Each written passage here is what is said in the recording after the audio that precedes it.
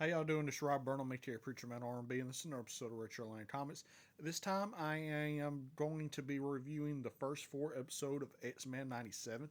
And what happens in the first four episodes, mainly get the backstory of Apocalypse in the last two of the four episodes when he's in Egypt and how he came up and Magneto's trying to make him into a better person. That way the future that they live in doesn't happen and Genosha doesn't get destroyed and all this sort of stuff.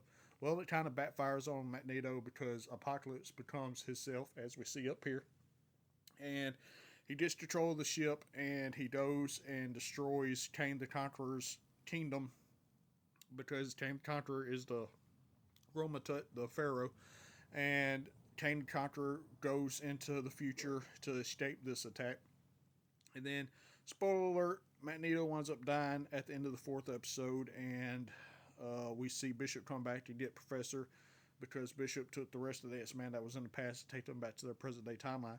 Well, the first two episodes, we see the rest of the X-Men in the future with Nathaniel Summers, aka Cable, when he was just a kid, and Scott and Jean are pretty much raising him up, and we see him get his metal arm in the first two episodes, and they're trying to defeat Apocalypse because Apocalypse is ruling. And at the end of the first two episodes, Apocalypse goes to the 90s. So I'll see what happens with that with the rest of these episodes. But that's pretty much a gist of what happened in these episodes. Also, at the end of episode 4, we did a teaser of Wolverine meeting with Black Widow and Captain America. So I'll see what happens with that.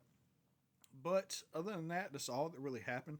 My question for y'all is, now that Magneto has died, what are y'all's thoughts on that, and what do you think is going to happen next? As always, Rob Burnham, aka Preacher Man, RV signing out. Guys, GG is awesome. It's been an episode of Richard Lane Thomas. See you next time.